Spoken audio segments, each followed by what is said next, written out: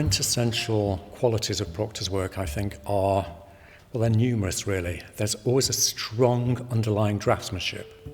He had that fabulous apprenticeship in looking and in drawing at the Slade School, which served him right the way through. It's always there. Even in the most delicate, ethereal bit of watercolour, it's there. There's also something quite elegant about the work. Elegant in the best sense. There are decorative qualities in the work, but it's rarely purely, solely decorative. There's always a deep intelligence at work, and as I say, this great sensitivity. And it really is based on a great focus and a kind of assimilation and empathy with the motif, with the subject. What I found in putting this group of work together, and certainly in installing the work, is that there is an emotional quality in the work, and it's quite powerful. Certainly in this room where we are at the moment with these major oil paintings, I think there's an intellectual quality in Procktor. He was a very intelligent, highly intellectual being, a man of great sensitivity, but there's also a strong emotional quality in the work. The man was a dandy, a performer, a wit. He was an incredible looking man. He was 6'5". He was a rather camp, theatrical persona, spoke in a very posh, loud voice.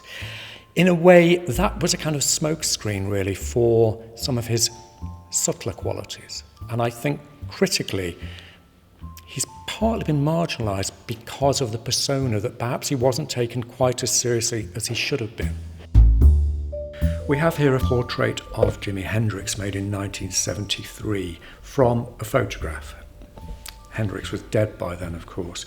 Procktor made a series of watercolours of Hendrix, and this one is quite remarkable in the way that he's used the washes and the dispersion of the pigment to really strongly suggest this marvellous afro hair that Hendrix had.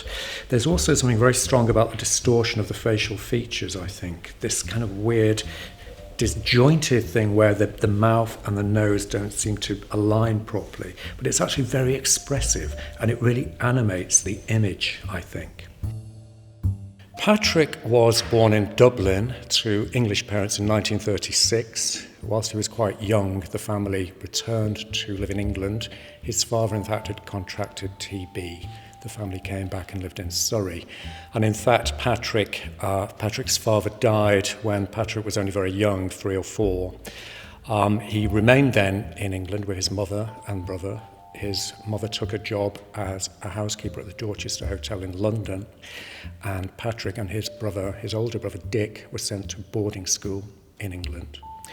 Patrick went on, he'd hoped to go to Oxford or Cambridge to study classics. His brother had gone to Cambridge, I think, to study history. But by the time Patrick got to that stage of his life, having been at Highgate School in London, the family couldn't afford to send him to university, and he ended up working for a few years at a builder's merchant's in Holloway, in fact. He then joined the Joint Services School for Linguists as part of his national service, where he was taught Russian, and he became fluent in Russian. He spoke it very eloquently, went out to Russia with trade delegations, in fact, for the British Council. He also read in Russian right through his life. He would read Dostoevsky and Chekhov in Russian. For a long time, he had aspirations to be an artist. He also had theatrical aspirations. He'd done quite a lot of acting at school, and when he was in the Joint Services School, where they would mount productions. But in fact, he decided to become a painter. He wanted to become a painter.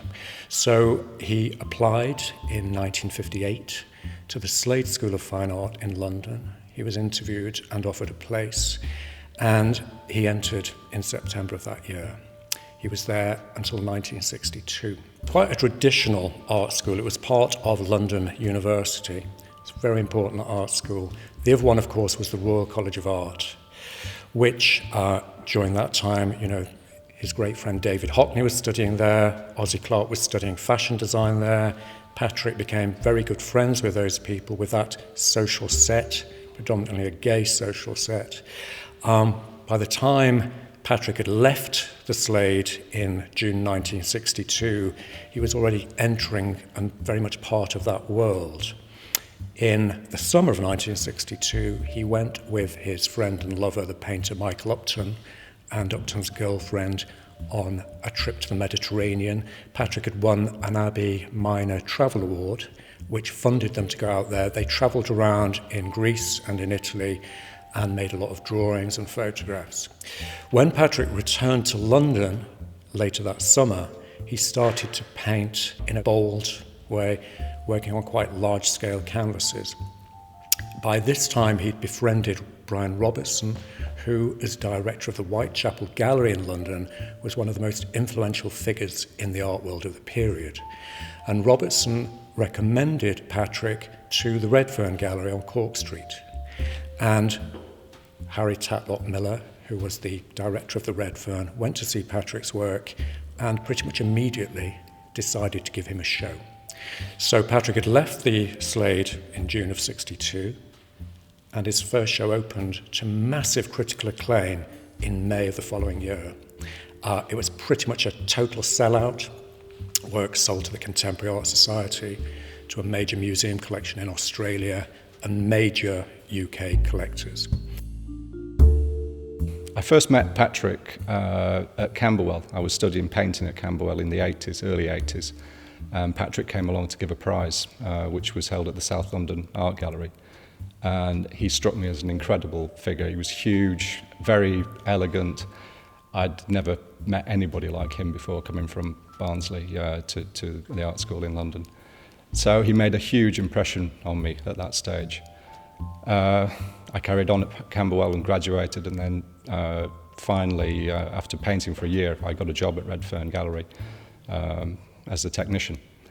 And I got to meet Patrick on numerous occasions there, hanging his work, going to his studio. But it was really when I became more involved with the sales side of the gallery that I got to know Patrick.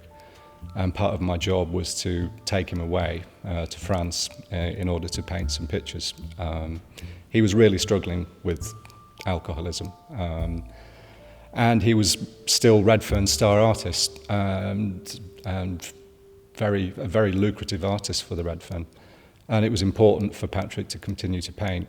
So it was decided that I'd take him away to France to one of the owner's houses there. And we converted the house into a huge studio, and we just had a great time painting there. My wife went along, she also was a painter, and we had a fantastic time painting and just listening to Patrick's numerous stories. And over a 15-year period, we got to be really good friends, and I learned more from him than I did at my time at art school. I was particularly interested in watercolour, and I've always been interested in watercolour. So it was an amazing opportunity to see him work directly. And basically, our day would start off with, he'd do the croissant run, we'd have a fabulous breakfast, and then we'd get to the work. And I was very eager because being a full-time art dealer, I didn't really have much time to paint, so it was a great opportunity for me to get back into painting.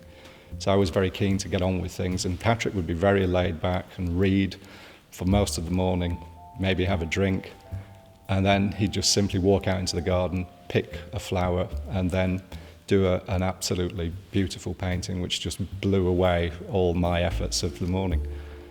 So I was very interested to watch him paint directly, just to try and pick up some tips. He certainly wouldn't talk about painting at all. And every time I asked a question about watercolour, he just said, "Oh, you're just like one of those dreadful old ladies. I don't want to talk to you about technique." So I wasn't going to get anything that way. So the only thing I could do was watch and learn. So he'd do his thing, and then I'd move away in awe of this, what he was doing, and then I'd come back and try a version of what he'd just painted. And it was a great way to learn about technique, just the wash. He used a saucer, didn't have a fiddly little palette for watercolour, he had a big white plate, mixed lots of wash. So there was a lot of liquid involved with the watercolour, which seems obvious, but if you've got a tiny little pan and you're mixing little bits of colour, it's difficult to get a huge wash. So he used this huge plate, and work very directly, painting in the negative. So there'd be a huge wash around a flower, say, for instance, but all the drawing would be in the negative. And that's where his draftsmanship really struck me, because his drawing was absolutely spot on. I think given that Patrick was a key artist, certainly in London, and had a national reputation in the 60s and 70s, and certainly well into the 80s, you know, he had a lot of collectors, a lot of interest in his work, a lot of artists appreciated his work. He's been somewhat forgotten since his death in 2003. His later years were plagued by alcoholism and all kinds of personal factors, which had a terrible effect on his life, really. But I think he's been somewhat forgotten, and it's very interesting that talking, as I have been over the last couple of years, with other artists, people in galleries and in the art world, there's a definite resurgence of interest in his work. Certainly amongst contemporary figurative painters, there's an affinity. And I'm thinking about painters such as Elizabeth Peyton, she's a very obvious comparison, Peter Doig, Humphrey Ocean, Alessandro Rao, Chantal Joffre. There's a very strong connection, and there's a vibe coming through now that a lot of that younger generation of painters are looking at Procktor's work afresh and really responding to it. And I think there are paintings in this exhibition that look very contemporary. There's something about them that chimes very much with developments in contemporary figurative painting, as I say. And to me, that's great, because I think it's a great time to look at his work afresh.